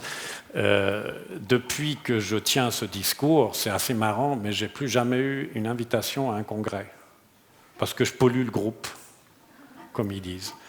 C'est assez égal, parce qu'on n'a plus besoin tellement des congrès, parce qu'Internet nous fournit tout ce qu'on veut. Tout ce que je vous ai montré là, je n'ai pas eu dans des congrès, c'est en lisant sur Internet. Mais je ne tape pas sur les pharma maintenant, mais je dis simplement que c'est tout un aspect de la médecine qui est difficile. C'est pour ça qu'on n'est pas très nombreux. Mais par contre, alors ça augmente. Les Canadiens sont très actifs, sont très, très, très virulents. J'aime bien, ils ont un côté très... Et puis, au nord, ça commence à venir aussi un peu. Mais en Suisse, on n'est pas nombreux, c'est vrai. Mais bon, c'est pas une raison, ça. Vous êtes là. Il y avait un bras là qui se... T'amener un micro.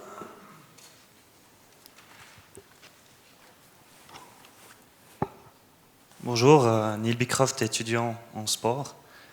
Tack so mycket pour votre présentation. Bonjour. En reprenant l'introduction de Monsieur Le Platnier, qui citait Michel Vernier, le sport c'est une mauvaise idée, ça fait grossir quand on arrête. J'aimerais connaître votre vision sur le fitness, activité moderne. En effet, activité souvent un peu originale et incitant la prise de muscle par la prise de poids. Que se passe-t-il lorsque la personne arrête? Alors, c'est toujours le même problème.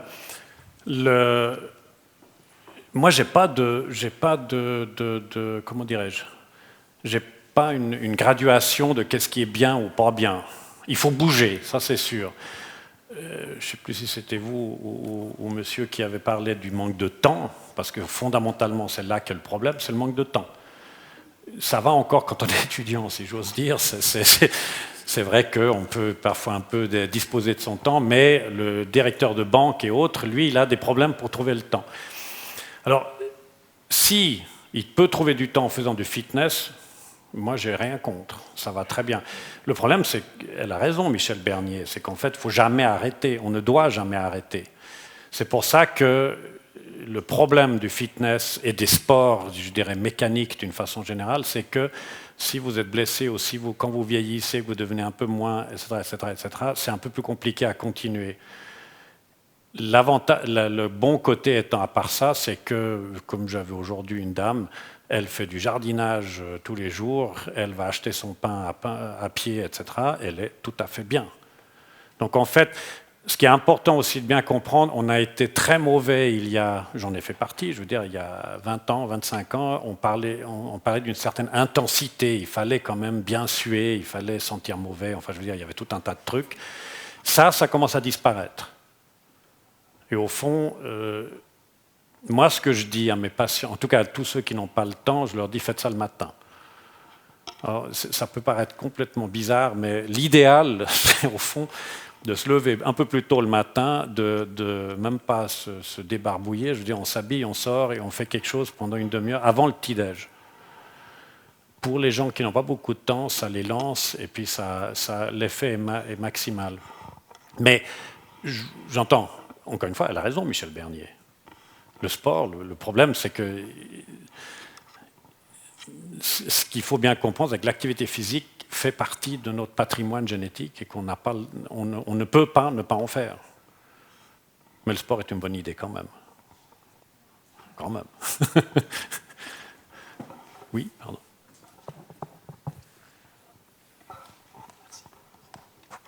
Oui, monsieur, j'aimerais bien vous demander une question concernant l'hypertension. Vous avez parlé tout à l'heure que c'était facile de prendre une pilule. À une époque, on nous disait, pour les mesures, c'était ça plus son âge. Maintenant, on a rediminué cette quantité ou cette pression. Est-ce que c'est pour vendre des produits ou bien c'est vraiment réel? Je ne sais plus où j'ai mis mon gilet, là.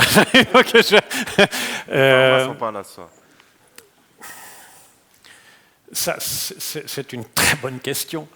Elle est encore plus compliquée que vous le pensez, parce qu'on a fondé toute notre réflexion sur la pression, sur des mesures qu'on faisait au cabinet. Alors la seule chose dont je commence à être certain, c'est que la mesure au cabinet, c'est la plus mauvaise qu'on puisse faire.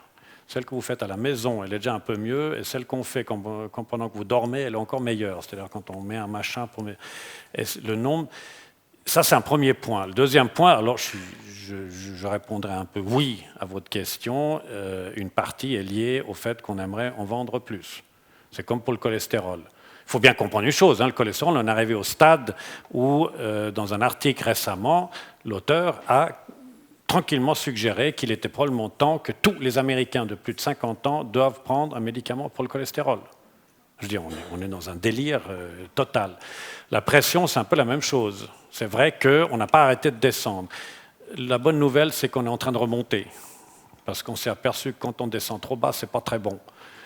Et puis qu'il commence à y avoir des gens beaucoup plus honnêtes. Et surtout, les magazines médicaux commencent à être beaucoup plus sévères dans l'analyse des articles qu'on leur soumet.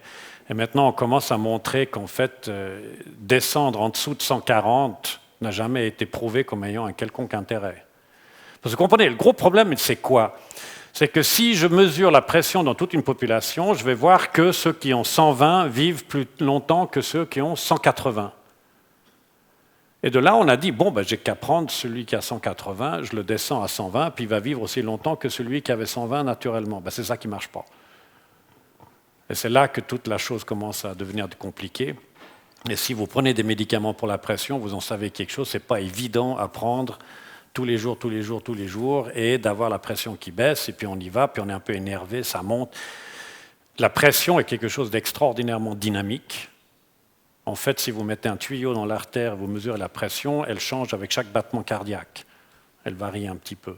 Chaque fois que vous inspirez, ça monte, quand vous expirez, ça descend, etc. C'est quelque chose de très vivant. Et c'est pour ça que je ne vais pas dire que tout est... Non, il y a parfois aussi de la bonne volonté derrière. On se dit qu'il faut absolument aider les gens à vivre plus longtemps, mais c'est vrai que... Moi, je fais surtout le reproche, c'est qu'on oublie un peu trop que même si je suis hyper tendu, ben, si je bouge, là, je suis sûr que j'ai un bénéfice. Je ne suis pas en train de vous dire qu'il faut arrêter le médicament. Hein. C'est pas mon rôle.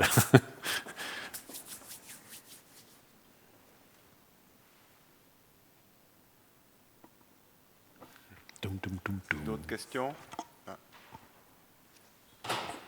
Bonsoir. Ma question est comment faire bouger les gens, surtout des gens qui sont par exemple déjà en surpoids. Ils disent que s'ils marchent trop, ils ont mal aux genoux. Ils disent que s'ils marchent trop, ils ont mal au dos. Comment faire pour recommencer à bouger lorsqu'on a déjà un surpoids? Ah, si je le savais, je serais vachement heureux. Non, je ne sais pas. C'est-à-dire, ce que je sais, après 30 ans à m'occuper de ça, il faut être terriblement convaincant. Il y a une chose que j'ai quand même comprise, que je n'ai pas montré la photo là, il y a une célèbre photo du congrès de cardiologie à Stockholm où vous voyez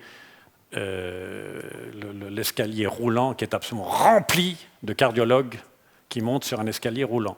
Tous savent qu'il faudrait monter sur l'escalier normal, mais ils prennent l'escalier roulant.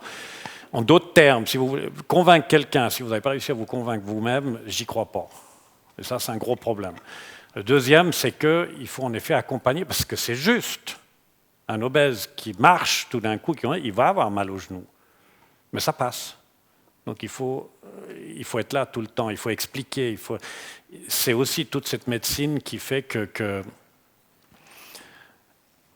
ou notre nouvelle société qui fait qu'on n'a plus le droit d'avoir mal, par exemple. C'est très marrant. Je veux dire, si j'ai mal, c'est pas normal. Alors qu'il y a un tout vieux proverbe anglais qui dit que si on se réveille le matin et qu'on a mal nulle part, c'est qu'on est mort. Donc, je veux dire, la douleur faisait partie du quotidien. Mais vous avez raison. Vous pouvez le faire qu'en étant terriblement convaincante. Il faut être totalement convaincu de ce que vous dites. Il faut avoir réponse à tout, et ça, c'est pas facile. Parce qu'après, ils vont dire, je dois faire quelle fréquence cardiaque? Puis je me suis acheté le polar, là, puis je fais le polar, et puis il fait bip, bip, bip, bip, bip. Alors je fais quoi? Et j'ai pensé à ça il y a quelques semaines. J'étais en Valais, puis j'ai pris un sentier qui montait. Il y avait le paysan avec moi. Enfin, on a fait un bout de chemin ensemble. C'est extraordinaire. Ils n'avaient jamais pris les pulsations de sa vie, mais alors ils montaient pile poil à la bonne vitesse. Ils étaient légèrement essoufflés. Donc il y a un tas de choses là qu'on peut apprendre. Je pense qu'il faut déscientifiser, si j'ose dire, toutes ces choses-là. Mais tout ça pour dire que je ne sais pas. J'entends. Ce que je sais, oui, il y a un moyen très très simple. Si je prends Genève, par exemple, je ferme tout le centre-ville complètement.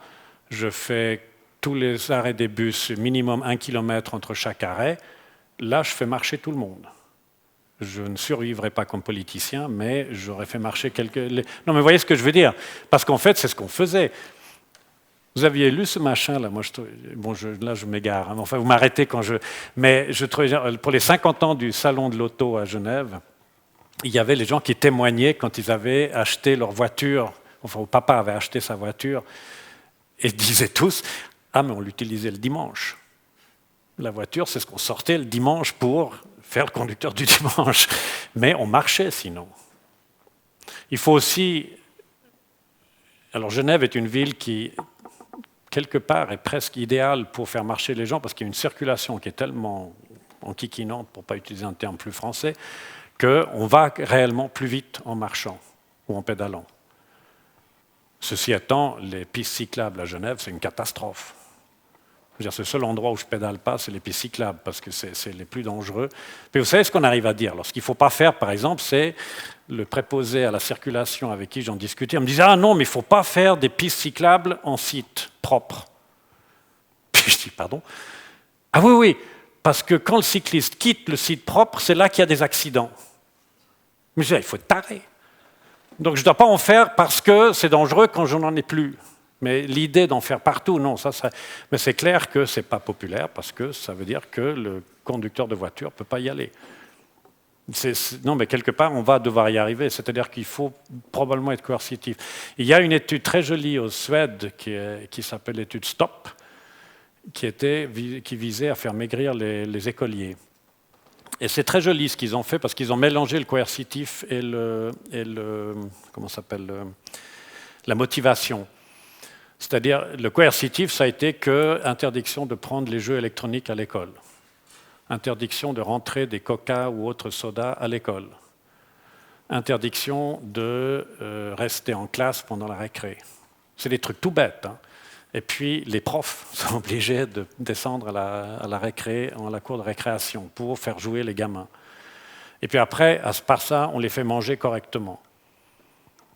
Rien que ça, les 8 écoles où ils ont fait ça, c'est les seules 8 écoles de toute la Suède où le poids moyen a diminué. Et ce qui est très sympa, c'est que les gamins trouvaient ça très sympa. Et ils ont de moins en moins besoin d'être obligés de faire quelque chose, ils le font par plaisir. Et ce qui était encore plus rigolo, c'est qu'ils demandent à manger à la maison ce qu'ils mangent à l'école. C'est plutôt le contraire d'habitude. Mais ils ramenaient les bonnes habitudes. L'enfant, et en même temps, c'est dramatique ce qu'on est en train de lui faire, mais en même temps, il est beaucoup plus paléolithique quelque part. Il est beaucoup plus proche de ce qu'il a envie d'être. Il a envie de courir. Mais on l'empêche. Et puis, parce qu'il y a le pédophile qui va l'enlever, et puis il y a la voiture qui roule trop vite, et puis il y a un tas de trucs, on a tous peur. Comme parents, on ne veut plus le laisser. C'est quand même marrant, c'est qu'il y a 2 générations, un gamin, il partait tout seul au parc.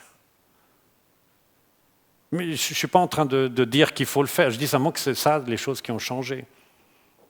Pardon, voilà. Je ne sais pas si j'ai répondu à votre question, d'ailleurs, mais...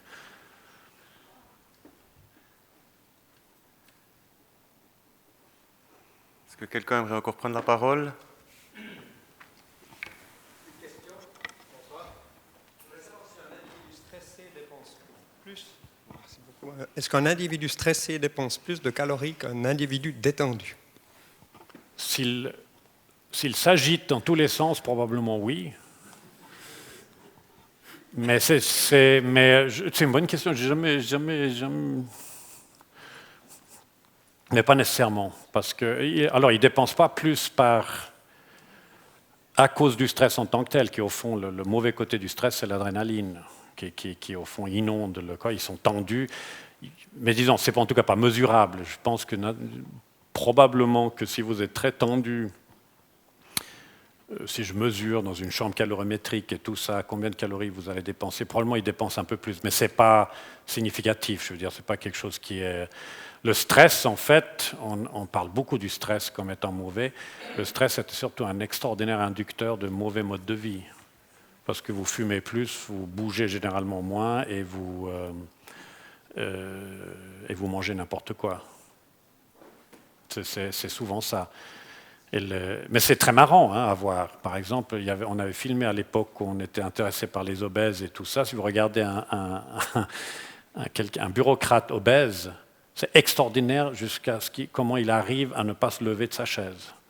Il a tout un tas de trucs pour ne pas bouger. Et au contraire, le patron qui se lève, qui va tout le temps voir, chercher les trucs, ils sont souvent plus minces. Le stress, c'est quelque chose de très, très particulier. Là, je ne vais pas m'aventurer trop. Là. Sauf que ça, même pour le stressé, ça vaut la peine de bouger. Il se sent toujours mieux après. Ça, oui. Ouais. Actuellement, les enfants qui bougent, on les met très facilement sur Ritaline et on demande même à un professeur de distribuer la Ritaline. Je veux savoir ce que vous en pensez. Exactement ce que vous avez envie que j'en pense, je pense.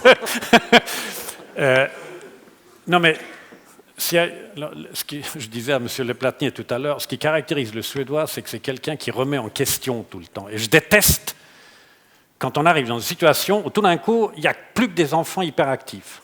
Il y en a partout aux États-Unis. Est-ce que vous savez qu'aux États-Unis, un enfant sur 2 qui arrive dans un camp de vacances prend une médication chronique, dont la plus grande partie, c'est en effet la Ritaline ou les psychoactifs d'une façon générale. Alors je pense que c'est... Moi, je vais même personnaliser. Il se fait que j'ai la chance d'un petit de 8 ans qui est d'une activité absolument débordante. C'est vrai. C'est vrai que c'est un kikinant. Mais notamment, avec ma façon de regarder le gamin, je trouve ça génial quand il court dans tous les sens et puis qu'il a de la peine à se concentrer parce que lui, il a envie de sortir. Mais je veux dire, c'est normal. Un gamin, il n'a pas envie de rester faire ses devoirs. Il veut sortir. Quelque part, j'ai très peur de cette Ritaline, de cette classification de l'enfant en hyperactif. C'est clair qu'il en existe, il en a toujours existé, mais je ne comprends pas pourquoi est-ce que maintenant ça a triplé ou quadruplé. Je vous rejoins totalement. Je pense qu'un enfant hyperactif, la première chose qu'il faut lui faire, c'est qu'il aille courir ce qu'il a envie de faire, et puis parce que c'est affolant ce qu'un gamin a une condition physique. Alors c'est effrayant. C'est fatigant à les regarder, mais c'est de nouveau de l'argent. Hein. Je vais être un peu mesquin, mais on a appris que 3 patrons américains ont touché d'une seule boîte pharmaceutique, chacun en 3 ans, 1,5 million de dollars. Comme par hasard, c'était 3 patrons qui avaient beaucoup milité pour commencer à prescrire les médicaments psychoactifs chez les enfants. Alors, c'est venu parce que maintenant on s'est aperçu que les enfants, c'était pas si anodin que ça de leur prescrire des machins comme ça parce qu'ils faisaient beaucoup trop d'ennuis. Mais c'est pour vous dire que malheureusement, c'est encore Et encore une fois, je ne tire pas sur les pharmas. Eux, ils ont des actionnaires, ils doivent faire de l'argent, c'est leur boulot. Ce qui me dérange, c'est justement qu'on joue le jeu. Ça, je pense qu'il faut qu'on commence à... Mais là, on s'égare de nouveau, je m'arrête.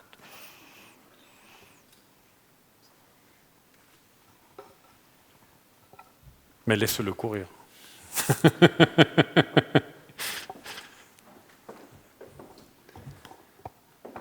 Est-ce qu'on a encore peut-être une dernière intervention? Ah ben, ça vient. Voilà, c'est ça. J'ai entendu dernièrement pour les power plates dans les centres de fitness, on essaye, comme vous l'avez si bien dit, on essaye toujours de se faciliter la vie, donc de maigrir en bougeant le moins possible. Quelle est votre position par rapport à ça aussi? Parce que il faut un autre gilet, je crois. Je suis totalement... Ça me fait sourire. Mais qu'on ait envie de le faire, ça ne me dérange pas. Mais il ne faut pas me dire que ça fasse maigrir. Ça, c'est de la foutaise. Est-ce que c'est plutôt un phénomène de mode? Oui. Enfin, je pense. J'espère. Non, mais moi, j'en ai vécu beaucoup. Non, je trouve qu'il y a un truc qui est pire. Celui qui... Alors vraiment, je trouve, mais alors on a l'air d'une tarte totale. Je m'excuse s'il y en a qui le font. C'est l'aquabike. Mais je veux dire, pédaler dans l'eau, là, je trouve qu'on atteint le summum du truc. Parce que c'est totalement non naturel. Je veux dire, le sport qu'on fait dans une uni, je veux dire, on joue au foot, mais je veux dire, là, il y a quelque chose de très ludique. Mais rester à pédaler dans l'eau et qu'il faut un vélo spécial pour pouvoir pédaler dans l'eau sans avancer, là, je comprends pas. Et je crois que le défaut que ça a, c'est que c'est toujours les mêmes qui y vont, c'est-à-dire que c'est des gens qui, c'est pas un problème. Ils font pas ça, ils font autre chose. Ça, c'est les accros du fitness. Très bien pour eux, hein, je veux dire, j'entends. Moi, c'est juste que c'est de le vendre comme un truc que la population va faire. Non. Parce que, encore une fois, c'est une petite tranche de la... Power plate, c'est la même chose. Et moi, en tout cas, je sais que je l'ai essayé, je ne pouvais pas marcher en descendant. Je veux dire, non, mais je veux dire, on est tendu. Il y en a qui aiment. C'est clair que ceux qui font vraiment ça de façon très poussée, avec les positions très particulières et tout ça, bon, probablement qu'ils dépensent un peu, mais j'ai rarement vu des obèses qui perdaient beaucoup. Enfin non, j'en ai jamais vu. Puis j'y crois pas parce qu'encore une fois, c'est toute la problématique du fait qu'on est fait pour bouger, parce qu'on devait bouger pour survivre, et que le powerplate ne me fait pas bouger. Il me fait vibrer, je ne sais pas... Et j'avoue que 30 ans de médecine où j'ai vu beaucoup de choses,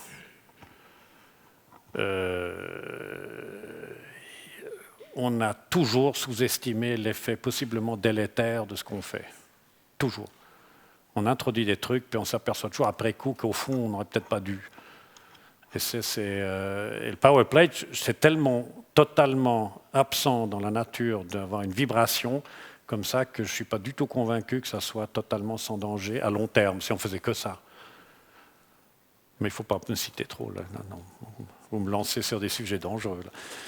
Il y avait encore une autre... Oui. Bonsoir. Ça Moi, ça serait juste pour savoir, en fait, quand c'est que quelqu'un est considéré comme sédentaire? Est-ce qu'on a un moyen de voir quand les risques diminuent significativement? Alors, on dit actuellement qu'il faut, pour ne pas être sédentaire, faire 30 minutes d'une activité d'intensité modérée par jour. Si possible, avec au moins un quart d'heure à la fois.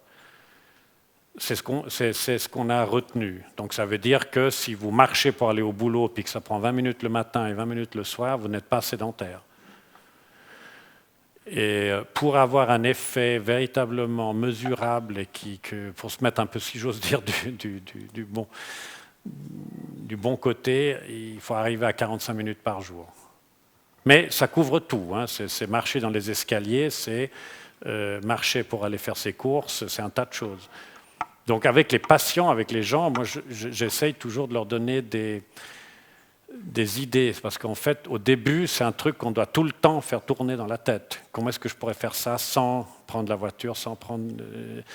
c'est dans les villes plates, c'est l'utilisation du vélo, c'est un tas de choses. Il faut être très proactif, parce que les gens ne savent plus bouger, puis ils ont peur de bouger.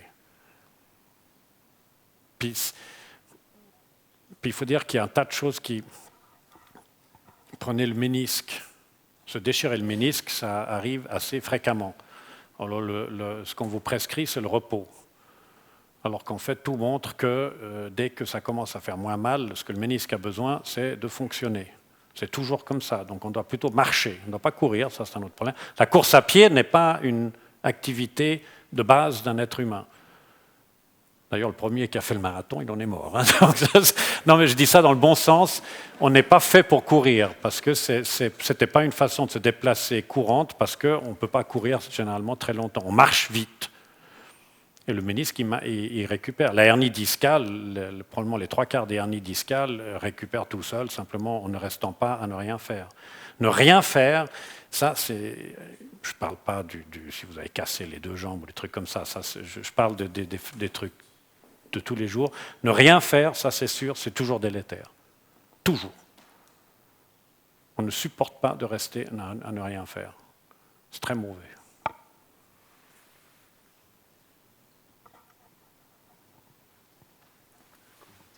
Bonsoir.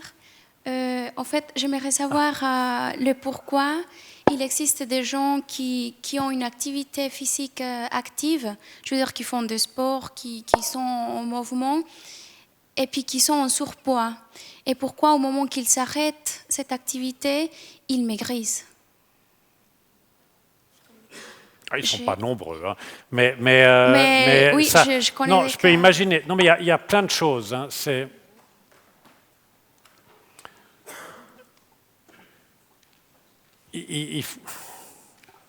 Vous avez raison, il y en a quelques-uns que j'ai connus. La moitié d'entre eux, purement, ils étaient extrêmement bien réglés, si j'ose dire. Et à partir du moment où ils ont fait moins d'activité physique, ils ont beaucoup moins mangé. C'est-à-dire qu'ils ont fait... Et au fond, le problème est toujours le même. Vous ne pouvez pas maigrir si vous n'avez pas un bilan calorique négatif. Quoi que vous fassiez. Ce n'est pas possible. Donc vous êtes obligé, d'une manière ou d'une autre. C'est vrai aussi que celui qui bouge beaucoup, il se dit « moi je peux manger comme je veux », donc il se laisse aller. Souvent aussi, ils prennent des trucs pour des machins énergétiques et toutes ces choses-là, parce que c'est une des rares choses où vous pouvez faire encore un peu d'argent dans le sport, si j'ose dire, c'est de vendre toutes ces bibines bizarroïdes, très caloriques. Il y a un tas de choses, c'est souvent comportemental quand même. Mais fondamentalement, c'est clair aussi que quelqu'un qui a beaucoup de muscles et qui arrête complètement, il va perdre son muscle. L'organisme fait toujours ça, hein, il faut bien savoir ça. C'est que si vous n'utilisez pas vos muscles, ils les bouffent. Et ils gardent la graisse pour un autre moment quand vous aurez éventuellement besoin parce qu'il n'y a plus rien à manger. Si vous n'utilisez pas, c'est pour ça que le régime yo-yo, ça correspond à ça. Quand vous arrêtez de manger, si vous ne bougez pas, vous allez d'abord bouffer vos muscles. Puis après un peu la graisse, et ça devient intenable parce que ce n'est pas normal de ne pas manger. Donc vous recommencez à manger, mais comme vous ne bougez toujours pas, quand vous recommencez à manger, vous reprenez que du gras. Et c'est pour ça que ça remonte tranquillement. Et le yo-yo, enfin le régime amaigrissant, la seule chose que ça ait jamais fait, c'est de faire grossir les gens, ça on est sûr. Sauf les quelques-uns qui arrivent à tenir le coup, mais je ne peux pas répondre mieux à votre question. Oui. On a vu plusieurs jeunes sportifs morts subitement. Est-ce que ça vient qu'ils ont trop forcé au sport ou... Alors, il y a plusieurs choses. Hein. Parce qu'il y a aussi la question qui va un peu... Je pensais que ça allait venir vers là. Il y a les gens non-fumeurs, bien actifs, qui mangent correctement et qui meurent d'un infarctus à 45 ans. Ça arrive, c'est vrai. C'est d'ailleurs toujours de cela qu'on parle. On ne parle pas du gros fumeur qui est mort dans son sommeil, etc. Non, on parle de celui qui nous embête, mais ils sont très rares. Mais ça existe. Et on parlait de Socrate tout à l'heure avec M. Leplatnier. Socrate, il en parle. C'est ces choses qui arrivent qu'on ne peut pas prévoir, qui sortent de ce qui est prévu.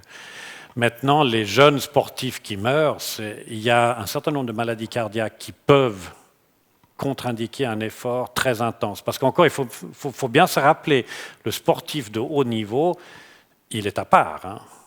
Déjà, par exemple, le stress oxydatif d'un athlète de haut niveau est très élevé parce qu'il dépasse les capacités de son organisme à neutraliser. Donc, c'est des gens totalement anormaux, entre guillemets. Enfin, je veux dire, on se comprend. Hein. Mais c'est bien pour ça, d'ailleurs, que les champions olympiques étaient doués de nature. Le danger, pour moi, vient beaucoup quand des gens qui ne sont pas réellement faits pour des efforts physiques très intenses font tout ce qu'ils peuvent pour en faire beaucoup. C'est là que vous avez les accidents, parce que malheureusement aussi, il y a les produits qu'ils prennent, qui ne sont pas toujours tout à fait bien adaptés, plus un certain nombre d'hormones. Enfin, je veux dire, dans les salles de musculation, il y a des choses qui circulent qui sont assez affolantes. Et certains professeurs de médecine du sport et autres trouvent que ce serait beaucoup plus urgent, d'ailleurs, de s'occuper des sportifs amateurs que des sportifs professionnels quand on parle d'antidopage. Mais c'est un peu ça aussi. Mais après, il y a par exemple l'anévrisme cérébral. Il sautera plus facilement chez un sportif qui pousse très fort parce qu'il fait des très fortes montées de pression soudaines. Mais c'est des cas anecdotiques à ce moment-là. Ce n'est pas l'anecdote pour celui à qui ça arrive, bien entendu. Mais... Oui.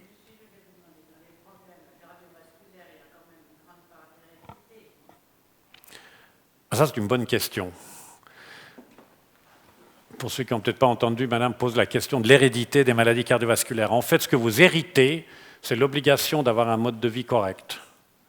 C'est assez marrant.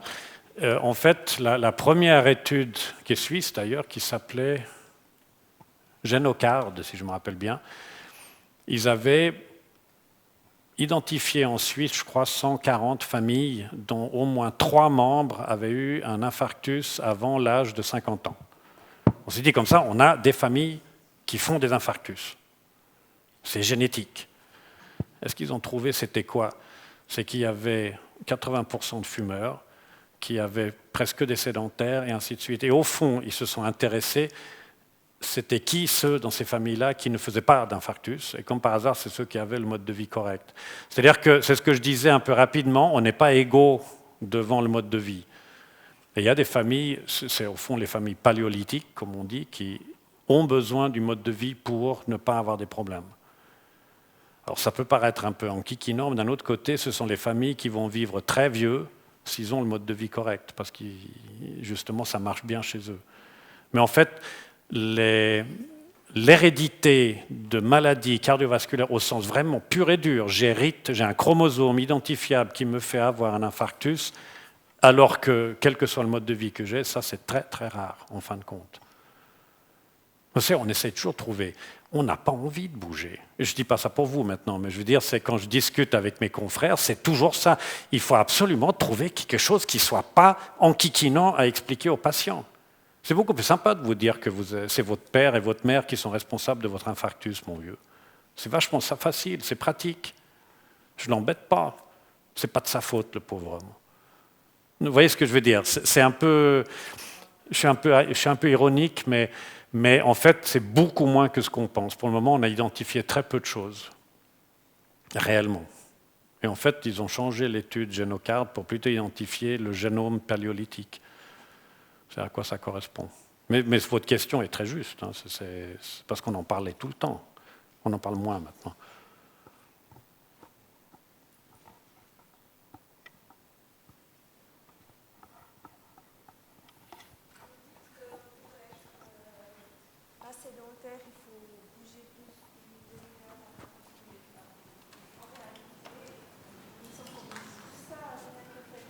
J'ai pas compris là.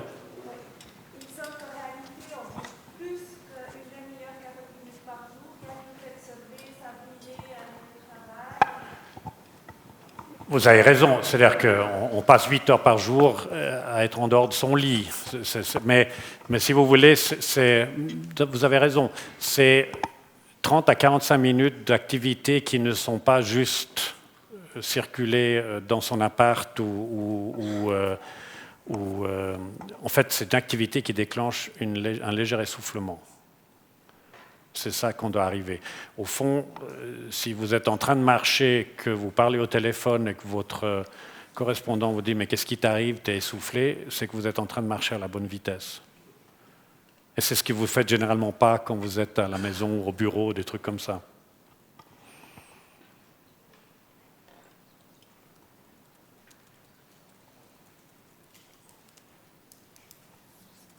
Je crois qu'on... Voilà. Alors,